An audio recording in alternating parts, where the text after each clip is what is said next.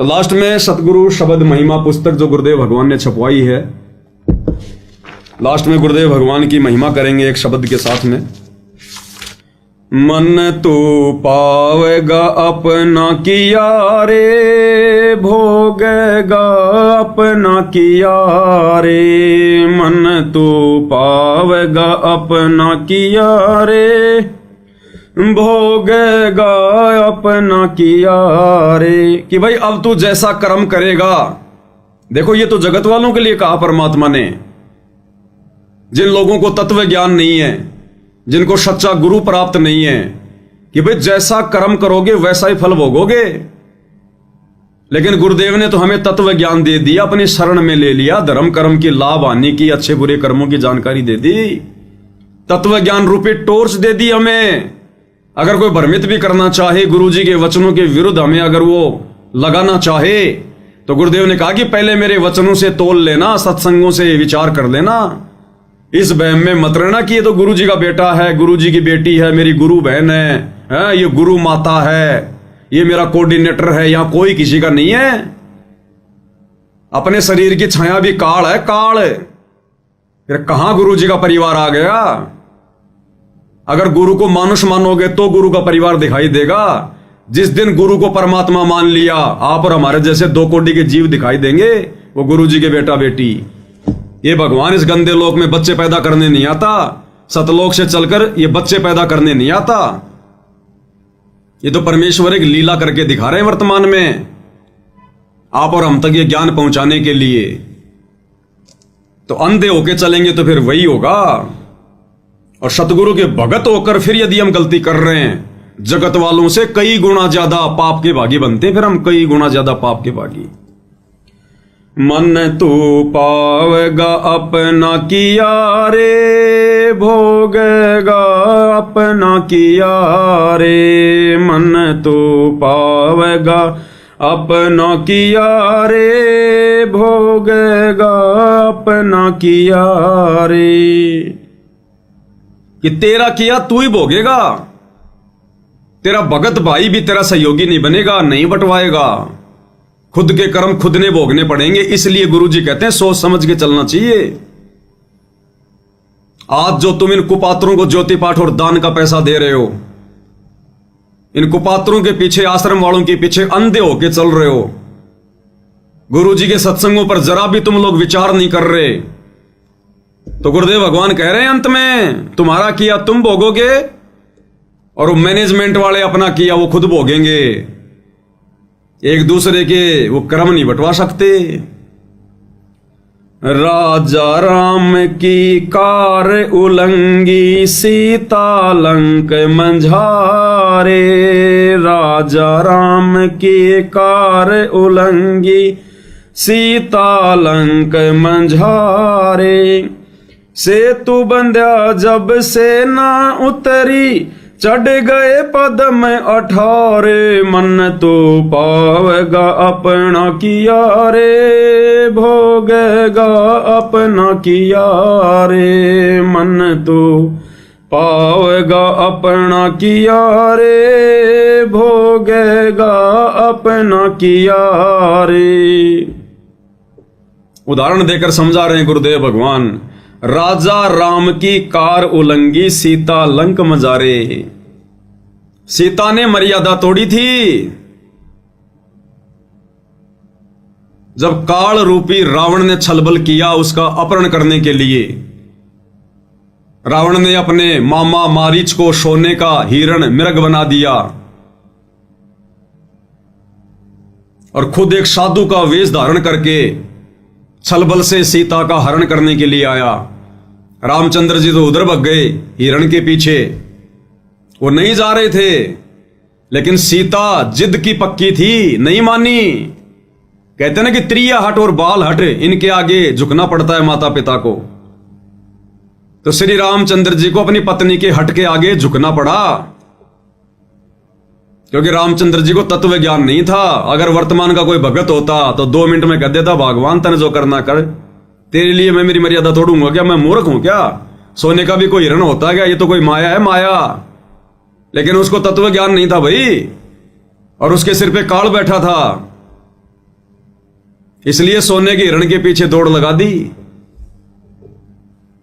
अब हम जिसको सीता माता कह के जिसकी पूजा किया करते थे, वो अपने पति की भी बात नहीं माना करती थी, अपने पति की भी बात। वो पतिव्रता भी नहीं थी ढंग से। पतिव्रता केवल वो ही नहीं होती जो अपने पति के अलावा किसी और से शारीरिक संबंध ना बनाए। वो स्त्री भी पतिव्रता नहीं होती जो छोटी छोटी बातों पे घर में झगड़ा रखे, लड़ाई रखे, सास ससुर के साथ में, अपने पति के साथ में, अपनी पत्नी अपने पति की बातों को ना माने। उन बातों को जो जायज हो, नाजायज बातें तो ठुकरा देनी चाहिए, चाहे कोई भी हो। तो जिसको हम माता सीता कह के आरती उतारा करते थे, उनके मंदिरों में जाके भगवान माना करते थे, अपने पति की भी बात नहीं माना करती थी। और श्री रामचंद्र जी फिर लक्ष्मण जी को छोड़ के चले गए कि भैया तू ध्यान रखना यहां पर, मुझे तो कोई छलबल रखता है, कोई माया लगती है। क्योंकि ये अवतार पुरुष हैं, इनको भी आभास होता है, पूर्ण ज्ञान नहीं होता कि मैं अवतार हूं, मैं विष्णु हूं, ये है वो नहीं। जैसे द्रौपदी, वो दुर्गा का क्या थी, अंश, लेकिन वो दुर्गा वाला ज्ञान नहीं था उस द्रौपदी को।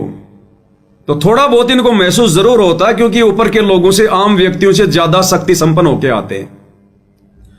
तो श्री रामचंद्र जी ने कहा कि मुझे कोई छलबल लगता है, कोई माया लगती है राक्षसों की, और तू यहां रहना सीता के पास में, ध्यान रखना, ये नहीं मानने वाली है, नहीं तो फिर शाम को फिर खाना नहीं मिलेगा अपने को आज। तो रामचंद्र जी तो चले गए, पीछे से लक्ष्मण जी।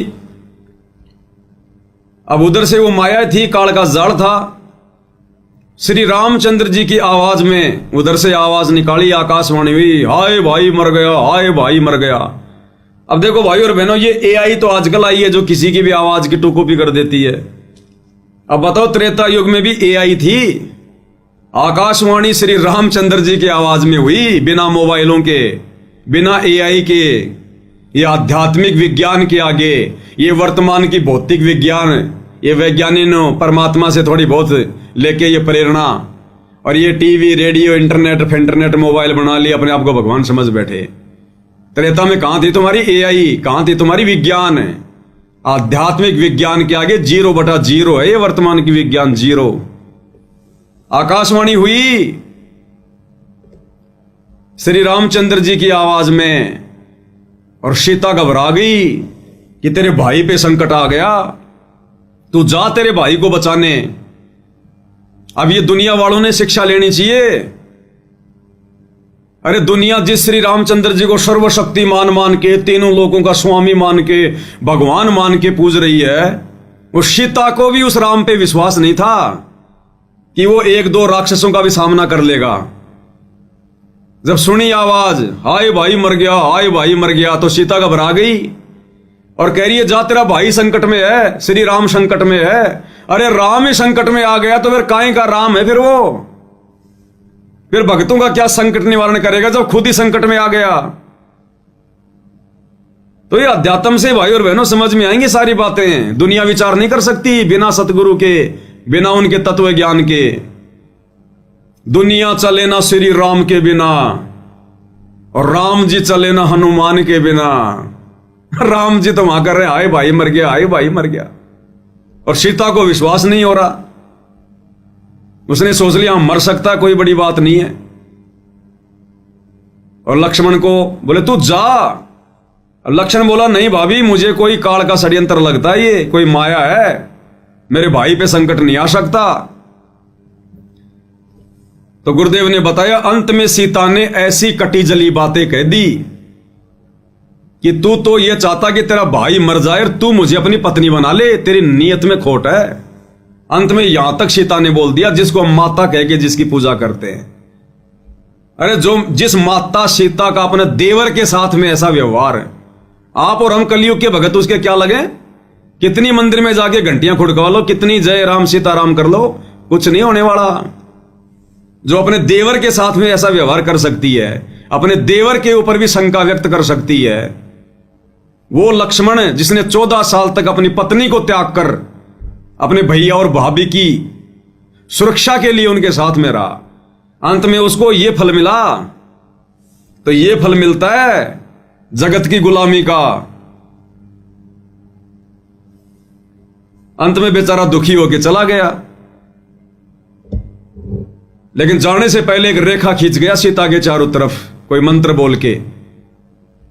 उसको लक्ष्मण रेखा तो आप और हम बोलते हैं, असल में वो कोई सिद्धि थी जो मंत्र बोल के एक रेखा खींच दी। उसने नहीं कहा था कि मैंने लक्ष्मण रेखा खींच दी, वो तो हम कह रहे हैं क्योंकि लक्ष्मण ने खींची थी इसलिए हमने उसको लक्ष्मण रेखा का नाम दे दिया। और रेखा का नाम नहीं था लक्ष्मण रेखा, लक्ष्मण ने खींची इसलिए हम लोग बोलने लग गए। वो तो उसने कोई अपना कोई जंत्र मंत्र बोल के, जो भी उसके पास में कोई सिद्धि थी, उसने वो रेखा खींच दी और बोला इससे बाहर मत जाना और हमारे पे इतना तो रहम कर देना तू देवी। अब जो भाई जो पहले ही मर्यादा में नहीं है, अपने पति के साथ में जिद करके उसे भेज दिया, अपने देवर को उल्टी सीधी बातें बोल के उसको निकाल दिया, अब वो कहां लक्ष्मण रेखा में रहने वाली थी। इतने में उधर से रावण आ गए, भिक्षाम दे माई भिक्षाम दे माई, साधु का रूप बना के, संत का रूप बना के आटा मांगने के लिए। तो सीता ने कहा कि महाराज जी आ जाओ, अंदर ले जाओ। तो जैसे रावण अंदर होने लगा प्रवेश, तो गुरुदेव ने बताया कि ऐसे उसमें आग की लपटें निकली। रावण घबरा गया कि ये तो कोई मंत्रित रेखा है। फिर रावण ने दूसरा जो है वो तरीका अपनाया, उसको डराया। इसी प्रकार भाई और बहनों, गुरुदेव ने हमें जो भक्ति दे दी, जो मर्यादा दे दी, जो मंत्र दे दी, अगर मर्यादा में रह के जाप करेंगे, ये हमारे को नुकसान नहीं पहुंचा सकता। ये काल, और ये काल आता फिर कि इन्होंने मेरी भक्ति कैसे छोड़ दी, मेरी पूजा पाठ इन्होंने कैसे छोड़ दी। और जब ये हमारे पास आता है तो परमात्मा ने रक्षा कवच बना रखा होता है भगत के घर के, भगत के चारों तरफ। और इस काल को टक्कर लगती है, फिर ये देखता कि भाई जरूर इसने किसी परम संत की शरण ग्रहण कर ली। अब अंदर तो आ नहीं सकता, नुकसान तो ये हमें दे नहीं सकता वैसे, जब तक मर्यादा में रहेंगे। फिर ये काल क्या करेगा, ये रावण की तरह हमें डराएगा। हमारे रिश्तेदार, किसी का पति, किसी की पत्नी, समाज वाले जहां काम धंधा करते हैं वो, फिर वो हमें डराएंगे काल प्रेरणा से। काल उनके माध्यम से हमारी मर्यादा तो डुबाएगा। जैसे उसके बाद में रावण ने सीता को फिर डरा धमका के, उसके मन में डर पैदा करके कि मैं श्राप दे दूंगा तेरे को, साधु संत अगर घर से बिना भिक्षा लिए जाएंगे तो अनर्थ हो जाएगा, मैं श्राप दे दूंगा। इसी प्रकार ये काला पर हमें फिर डरवाएगा, और तेरे ये नुकसान हो जाएगा, तेरे एक ही बेटा है, कल को वो मर गया तो क्या फलना दिखना। और भक्ति तो हम भी करते हैं, काहे के नियम, काहे की इतनी मर्यादा, किसी का खाना भी नहीं, किसी की ब्याह शादी में भी नहीं। फिर ये डराएगा हमें रावण की तरह। डर गया, वो मर गया। अब सीता डर गई कि सच में कहीं कोई श्राप ना दे दे। अब गुरुदेव ने बताया कि उस नादान ने विचार नहीं किया। अगर ये इतना बड़ा साधु संत महात्मा होता, इसके पास इतनी सिद्धि होती, तो लक्ष्मण रेखा को पार करके ना जाता। जिससे एक छोटी सी रेखा भी पार नहीं हो रही, उसके डराने से तू क्यों डर रही है, तेरा क्या बिगाड़ देगा वो। लेकिन वो डर गई, कोई तत्व ज्ञान तो था नहीं, और उसने वो लक्ष्मण रेखा पार कर दी, ये सोचकर कि साधु महात्मा ही तो है, क्या फर्क पड़ेगा, अभी जाके आटा दे के आ जाती हूं। और 12 साल लग गए फिर उसको आने में, 12 साल। जो ये सोच रही थी ना क्या फर्क पड़ता है, अभी गई अभी आई, 12 साल लग गए और करोड़ों व्यक्ति मरवा दिए, करोड़ों व्यक्ति उनका पाप अपने सिर पर और धर लिया। तो इसी प्रकार गुरुदेव भगवान कहते हैं, भोगेगा अपना किया रे, पावेगा अपना किया रे। कि गुरु ने तो भक्तों को मर्यादा दे दी, भक्ति दे दी, धर्म कर्म की लाभ आने की जानकारी पर बता दी। काल तुम्हें कब नुकसान पहुंचाएगा, कब नुकसान नहीं पहुंचा सकता। अब अगर तुम हल्के में लोगे सीता की तरह इन मर्यादाओं को, कि क्या फर्क पड़ता है, छोटी सी तो मर्यादा है, क्या फर्क पड़ता है, स्टेडियम में तो बनाना है, क्या फर्क पड़ा है, हमारी 36 बिरादरी के भाई हैं, चलो आरक्षण में, अरे क्या फर्क पड़ा है, बना दो जाटों की धर्मशाला, खूब पैसा आ रहा है, क्या फर्क पड़ा है, परशुराम की जयंती में अब गैर भाई, अरे कबीर जी की जो जयंती मना रहे हैं वो नकली कबीर पंथी सिरसा में, चलो क्या फर्क पड़ता है, बैठो बसों में। ये फर्क हिस्सा पड़ेगा नानी आधा होगी आने वाले समय में। नानी अभी बैटरी चल रही इसलिए तुम्हें फर्क दिखाई नहीं दे रहा। तो सीता ने सोचा क्या फर्क पड़ा है, रावण ने डाल ली फिर अपने कंधे पे और लंका में जा टेकी, लंका में। और 10 साल तक उसके बाग में ना ढंग से नहाना, ना पीना, ना खाना, ऐसी दुर्गति हुई। और 2 साल तक फिर वो लड़ाई चली और करोड़ों लोग मरे, करोड़ों लोग। तब जाके वो सीता वापस घर पे आई। तो इसी प्रकार भाई और बहनों, ये जो शब्द है ना, एक एक लाइन के अंदर एक एक कथा है, शिक्षा है। तो हम भक्तों ने भी कितनी सावधानी बरतनी पड़ेगी, हल्के में ले लेनी। वो लक्ष्मण रेखा थी तो ये सतगुरु रेखा है, मर्यादा। ये जो मर्यादा गुरुदेव ने दे दी ना, ये गुरु रेखा है, सतगुरु रेखा है। वो लक्ष्मण रेखा थी तो ये सतगुरु रेखा है। वो लक्ष्मण ने खींची थी, ये सतगुरु ने बताई है। तो लक्ष्मण रेखा तोड़ने से अगर इतना नुकसान हो सकता है तो सतगुरु रेखा तोड़ोगे तो क्या होगा, उससे कई गुना ज्यादा, अनंत गुना ज्यादा। इसलिए मर्यादाओं की आवश्यकता है भक्ति मार्ग में। और रावण का भी सत्यानाश नहीं होता। अकेली सीता के अपहरण करने से रावण का सत्यानाश नहीं होता।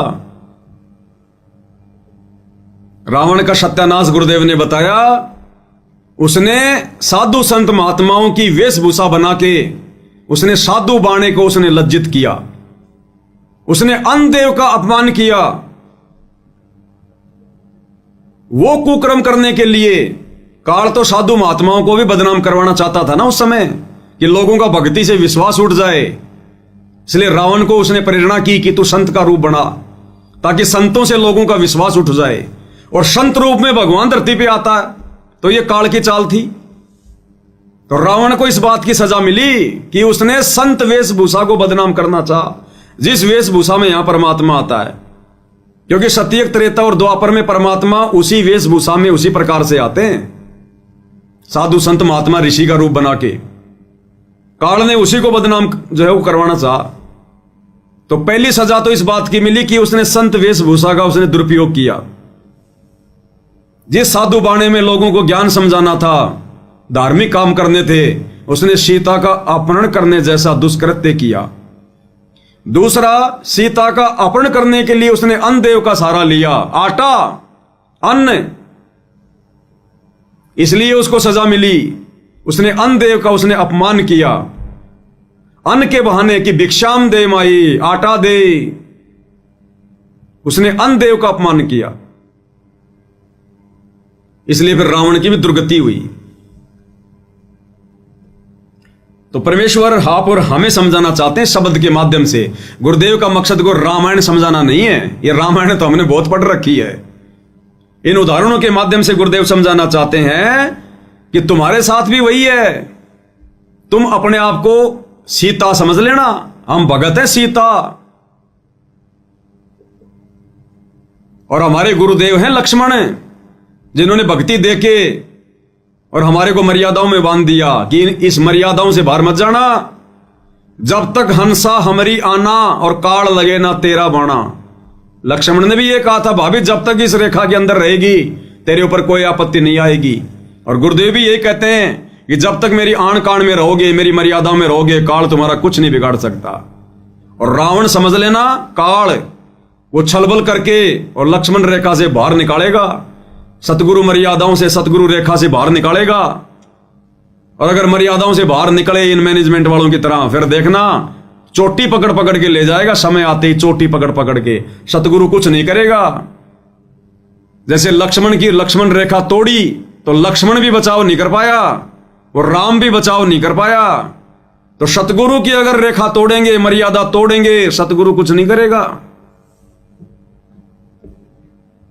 तो कहते हैं राजा राम की कार उलंगी और सीता लंक मंजारे, और सेतु बंध्या जब सेना उतरी चढ़ गए पदम 18 पदम सेना गई थी, 18 पदम।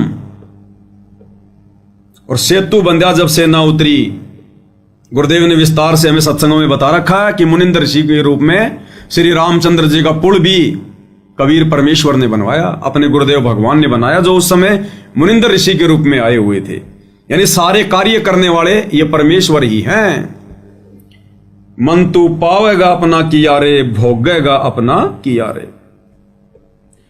लंका तोड़ बिलंका रे तोड़ी, महारावण से मारे। लंका तोड़ बिलंका रे तोड़ी, महारावण से मारे। 10 मस्तक रावण के काटे, विभीषण को राज दिया रे। मन तो पावेगा अपना किया रे, भोगेगा अपना किया रे। मन तो पावेगा अपना किया रे, भोगेगा अपना किया रे। अब ये सारे कार्य करने वाले कबीर भगवान सतगुरु रामपाल जी थे। श्री रामचंद्र जी की, विष्णु जी की औकात नहीं थी कि वो रावण को मार के और सीता को वापस लेकर आ जाए। ये कार्य भी कबीर भगवान ने किया, राम का रूप बना के, जो गुरुदेव ने हमें सुख संवेद से पढ़ाया, गरीबदास जी की वाणियों से। लंका तोड़ बिलंका रे तोड़ी, महारावण से मारे। रावण का भाई था महारावण, वो पाताल लोक में रहता था। पाताल लोक का राज्य था उसके पास, रावण के भाई का, महारावण का। तो गुरुदेव कहते हैं पहले तो लंका तोड़ी और उसके बाद में बिलंका तोड़ी, महारावण की नगरी। और रावण को भी मारा और महारावण को भी मारा। किसने? कबीर भगवान ने। जो कबीर भगवान वर्तमान में सतगुरु रामपाल जी के रूप में आए हुए हैं, इन्होंने ही रावण को भी मारा श्री राम का रूप बना के, और महारावण को भी मारा पाताल में जाके, हनुमान जी का रूप बना के। और पाताल लोक में महारावण को मारकर लक्ष्मण और राम को छुड़वा कर कौन लाया? कबीर भगवान सतगुरु रामपाल जी। ये परमेश्वर करता है सारे कार्य, और कोई नहीं है यहां करने वाला। परमात्मा कहते हैं सारे खेल हमने किए, हमसे मिले सो निश्चय जिए। एक छोटा सा सत्संग गुरुदेव भगवान के मुख कमल से, ताकि हमें विश्वास हो कि भाई ये करे करावे साइया, मन में लहर उठा, दादू सिर दर जीव का आप बगल हो जा। सारे खेल करने वाले यही कबीर भगवान है। सुनिएगा। और फिर ये भी कहा परमात्मा ने कि हमने ही रावण को मारा।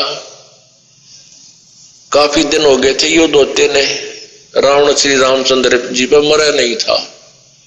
तब परमेश्वर कहते हमने ही उसे राम को के माध्यम से, यानी अपनी उसका हमने तीर ठोका उसका, और मारता दिखा श्री राम, निशाना हमने साधा था उसका, तब वो रावण मरा था। क्या बताते हैं? हम ही रावण मार लंका पर करी चढ़ाई, हम ही 10 सिर मार देवतन की बंद छुटाई।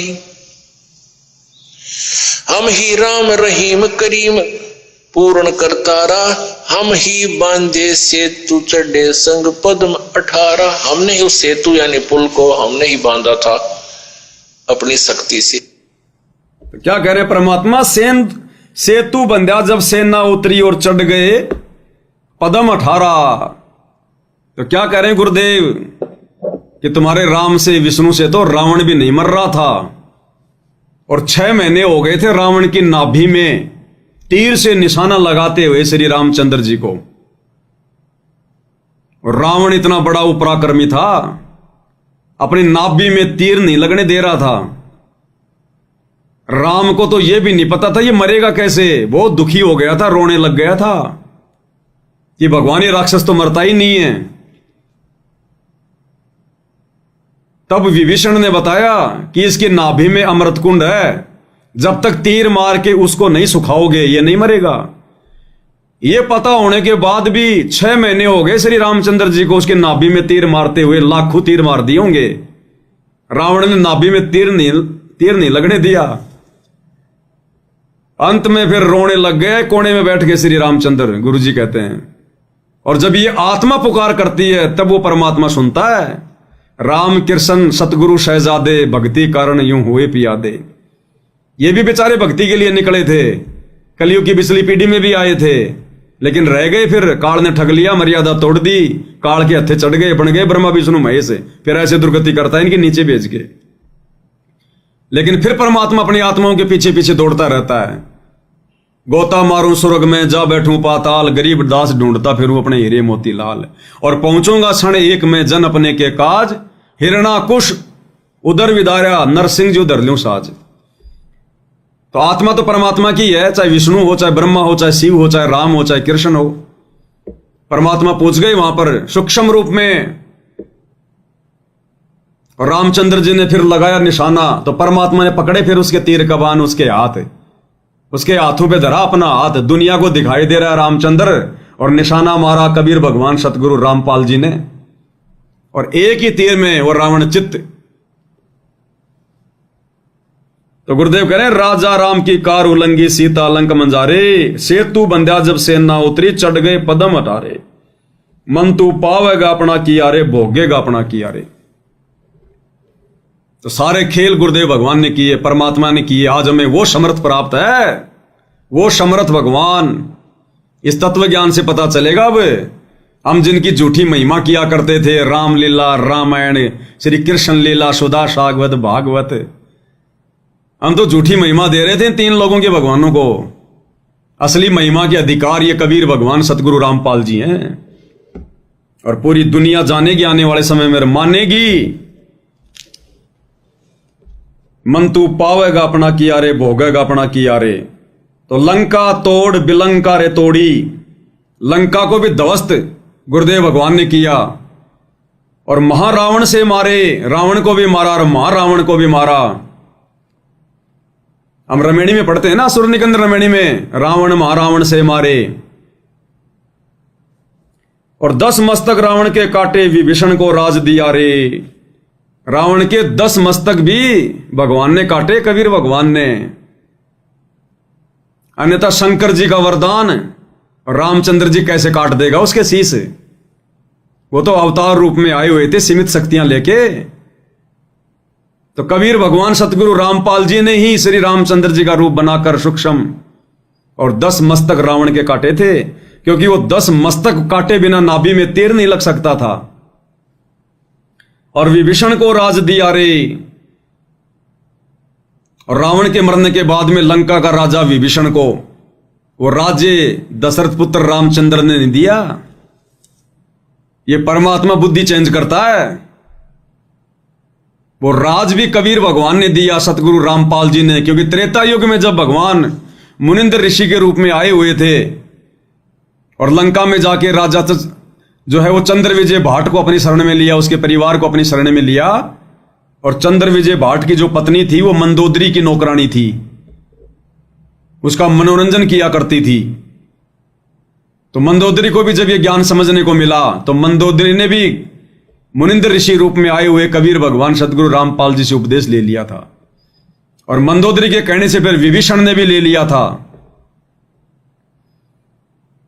क्योंकि भाइयों और बहनों, लंका में तो कोई श्री राम का नाम भी नहीं जानता था, और हम लोग सुना करते थे कि जब सीता जी की खोज करने के लिए हनुमान लंका में गया, तो वो देख रहा था जा जाके एक जगह, जब वो ऊपर से जा रहा था तो देखा कि नीचे कोई राम राम राम राम कर रहा है, कोई राम राम कर रहा है।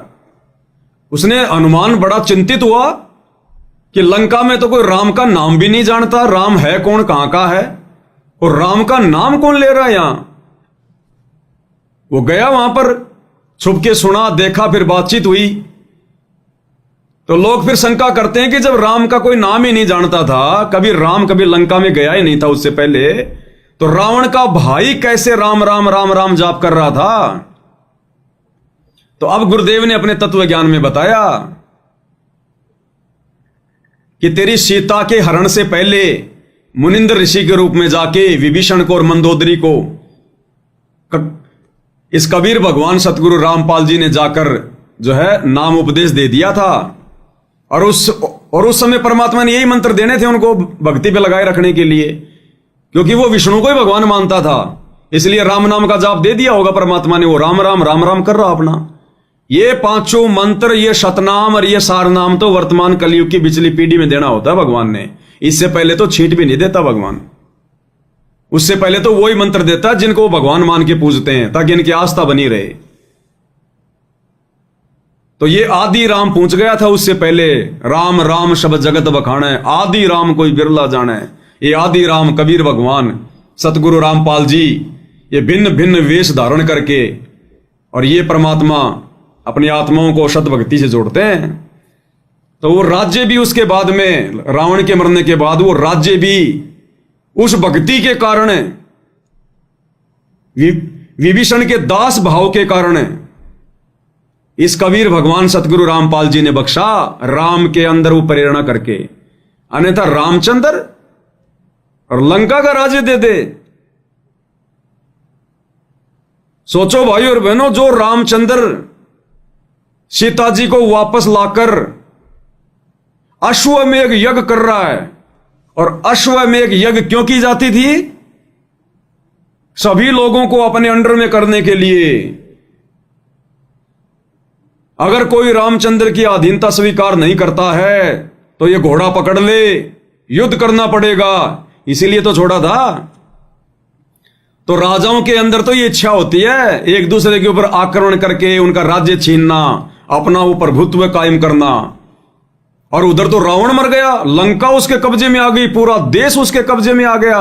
वो छोड़ने वाला था? कभी नहीं छोड़ने वाला था।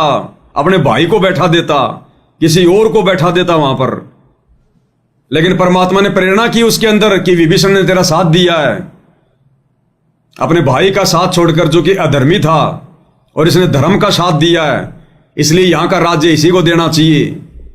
इसलिए परमात्मा ने राम के अंदर सत्प्रेरणा करके विभीषण को राज्य दिलाया। तो प्रेरणा किसकी? कबीर भगवान सतगुरु रामपाल जी की। करे करावे साइया मन में लहर उठा, दादू सिर दर जीव के आप बगल हो जा। और लोग कहते हैं ना कि रामचंद्र जी बड़े दयालु थे। काहे के दयालु थे भाई? इतिहास पढ़ोगे तब पता चलेगा। गुरुदेव भगवान ने क्या बताया, आप जी गूगल पे जाके सर्च कर लेना। अश्वमेध यज्ञ जब किया जाता था, जिसमें वो अश्व छोड़ा जाता था, अश्व यानी घोड़ा, वो घोड़ा छोड़ा जाता था उसके गले में बांध के पट्टी। और जब वो अश्वमेध यज्ञ वाला घोड़ा जब पूरी पृथ्वी पे घूम के वापस आता था, और जिस दिन वो अश्वमेध यज्ञ होता था, उस दिन उस घोड़े की बलि दी जाती थी। उस घोड़े को काटा जाता था और उसके मांस को प्रसाद के रूप में बांटा जाता था। ये जानकारी तो आप जी गूगल पे जाके भी देख लेना कि अश्वमेध यज्ञ के बाद में उस घोड़े का क्या किया जाता था। तो रामचंद्र जी ने अश्वमेध यज्ञ किया था, भैंस यज्ञ नहीं किया था। तो काहे के दयालु थे, काहे की दया थी? वो तो जीव हत्या करते थे, जो हत्या करता वो खाता भी होगा। अरे जो लोगों को मांस बांट रहा है घोड़े का, वो प्रसाद बना बना के, तो खुद क्यों नहीं खाता होगा?